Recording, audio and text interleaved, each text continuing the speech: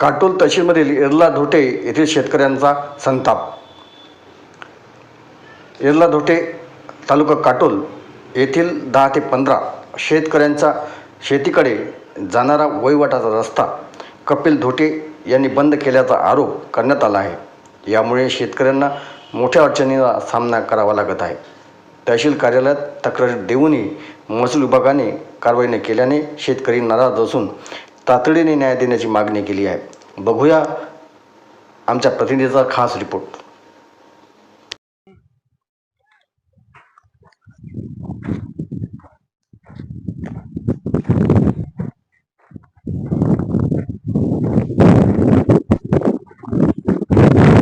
सध्या आपण नागपूर जिल्ह्यातील काटोल तालुक्या अंतर्गत येणाऱ्या येरला धोटे या शेत शिवारामध्ये आहे।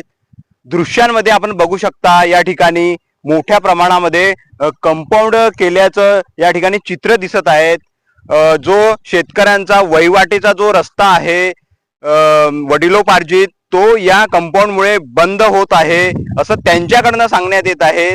त्यांच्याकडनं जाणून घेऊया आपण की हे काय प्रकरण आहे। तर काय नाव आहे आपलं? माझं नाव अशोक पुंडलिकराव शेंडे। तुमचं हे शेत आहे? माझं शेत आहे। काय तुमच्या शेताचा रस्ता जो बंद करण्यात येत आहे काय नेमकं कारण आहे? हा शेतीचा रस्ता म्हणजे वल्लपाडचा रस्ता आहे आमच्यावाला। आणि आता हे इथे कंपाऊंड आल्यामुळे याच्यामध्ये ह्या रस्त्यावर अतिक्रमण करण्यात येत आहे।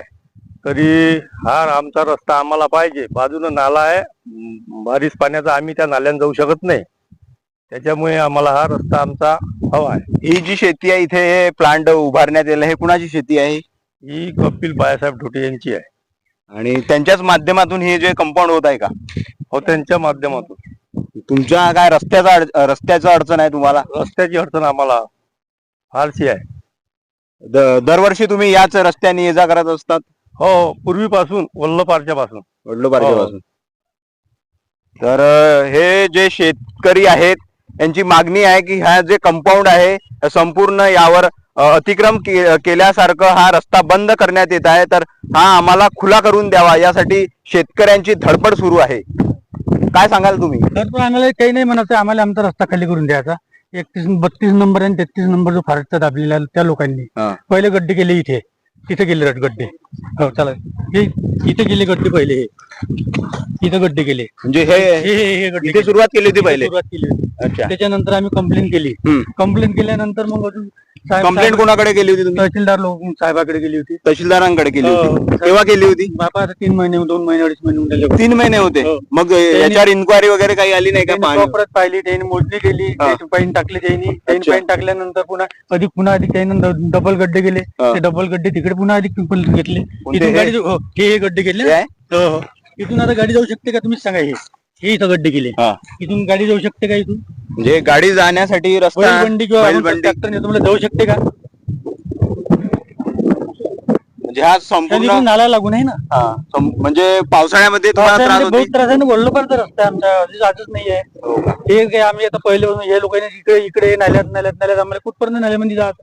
आमची तर शेती आहे ना, आमची वल्लपाडची शेती आहे, आम्ही खरेदी सुरू केली आहे।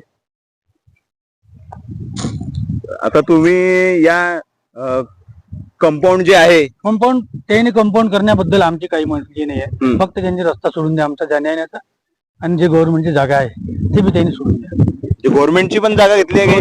फॉरेस्टची जागा घेतली, फॉरेस्टची जागा घेतली, 1 नंबर घेतलाय म्हणजे कब्जा मारला आहे? कब्जात दिसून झाला नाही, दिसत नाही का तिकडे? हो का?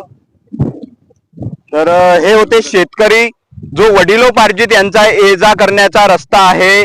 पावसाळ्यामध्ये यांना ये जा करावं लागतं। हा जो कंपाऊंड जे होत आहे हे तात्काळ थांबलं पाहिजे आणि आमचा रस्ता जो आहे तो आम्हाला मोकळा करून दिला पाहिजे अशी यांची मागणी आहे। कॅमेरामॅनसह रितेश सिंगारे, विदर्भ दर्पण न्यूज, काटोल।